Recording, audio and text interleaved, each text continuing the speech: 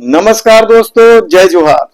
जब सत्ता कहती है महतारी वंदन, बेटी पढ़ाओ बेटी बचाओ, नारी का सम्मान, तब सत्ता के प्रति संवेदनशीलता की उम्मीद दो गुना बढ़ जाती है। लेकिन थानों से आने वाली खबर और रूह कपाने वाली तस्वीर इतनी भयावह है कि गृह मंत्री विजय शर्मा की पुलिस की कार्यशैली पर बदनुमा दाग लगने लगा है, जिसे कोई प्रशासनिक लीपापोती तो धो ही नहीं सकते। हम बात लोहारी डी या बलौदा बाजार हिंसा की बात नहीं कर रहे हैं, बात तो एक बीमार 14 साल की नाबालिग बच्ची का कर रहे हैं, जो अपनी शारीरिक तकलीफों से जूझ रही है।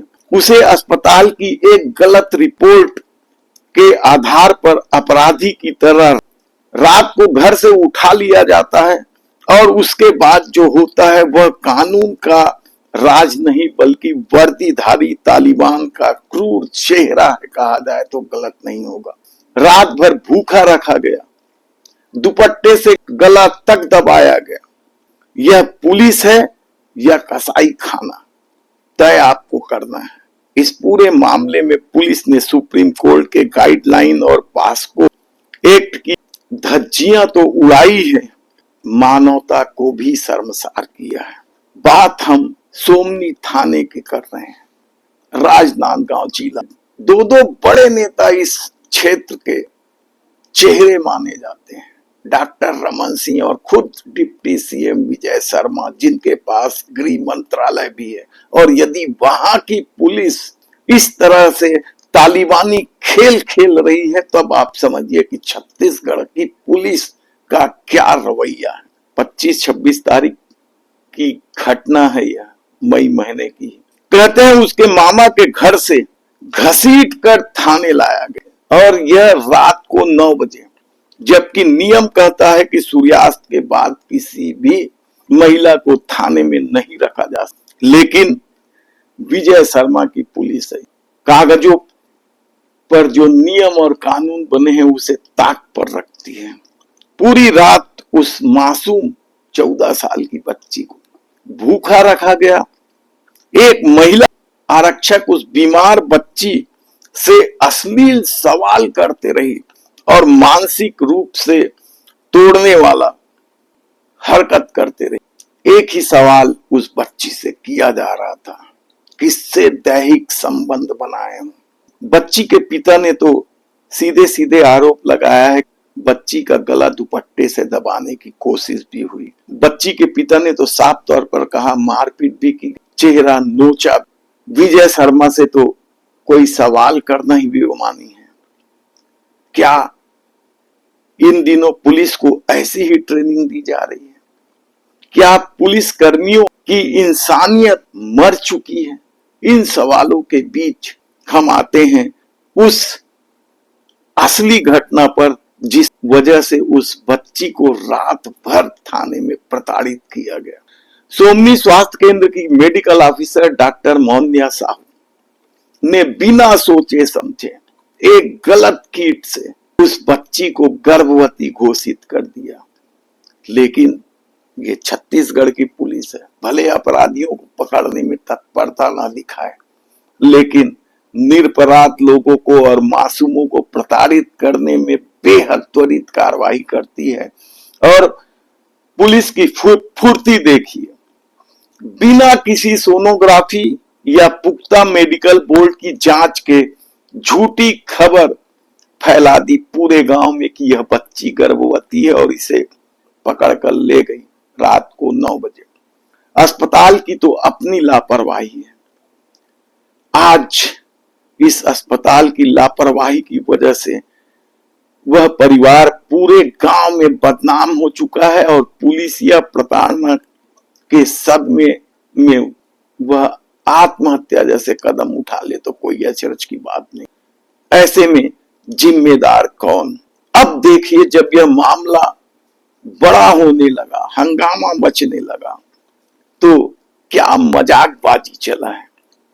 कांग्रेस अध्यक्ष जितेंद्र मुदलियार ने इस मामले को लेकर सीधे सीधे गृह मंत्री से इस्तीफे की मांग तक कर दी। और हैरानी की बात तो यह है कि और इस जिले का एसपी महिला है, अंकिता शर्मा।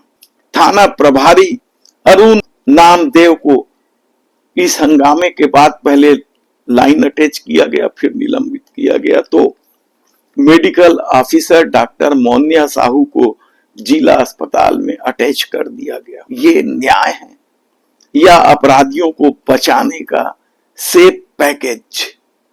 निलंबन कोई सजा नहीं होती, बल्कि मामले को ठंडा करने का एक प्रशासनिक हथकंडा है, कहा जाए तो गलत नहीं होगा।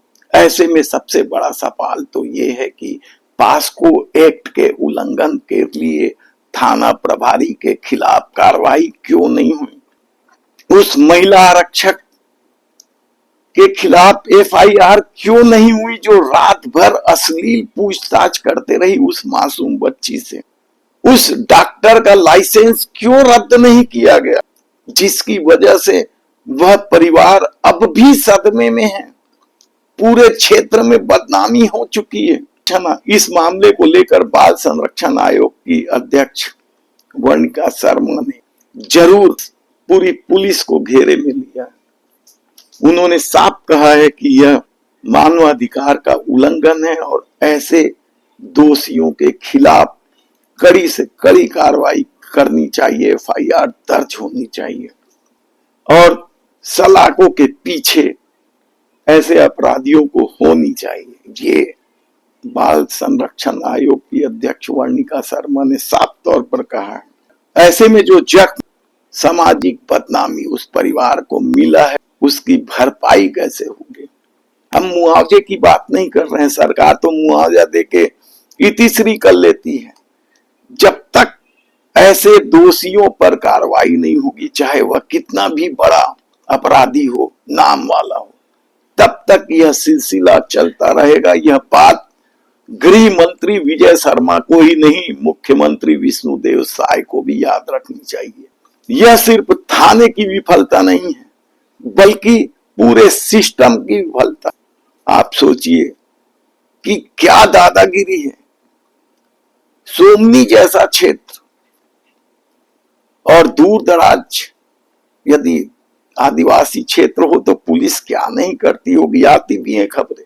ऐसे में देखना है कि इस मामले को लेकर अब क्या कुछ होता है, क्योंकि जिस ढंग से सरकार का रवैया रहा है या गृह मंत्रालय का रवैया रहा है, उसमें तो इस मामले में निलंबन, अटैच जैसा काम करके मामले की लीपापोती की गई है। लेकिन आप सोचिए कि क्या कार्रवाई होनी चाहिए। आप अपनी बेबाक राय हमें नीचे कमेंट्स बॉक्स पर दे सकते हैं।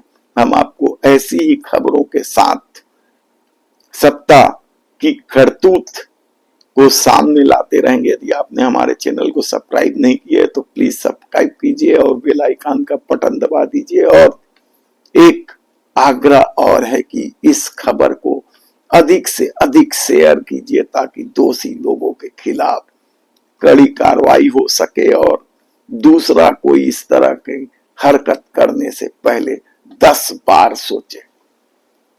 धन्यवाद।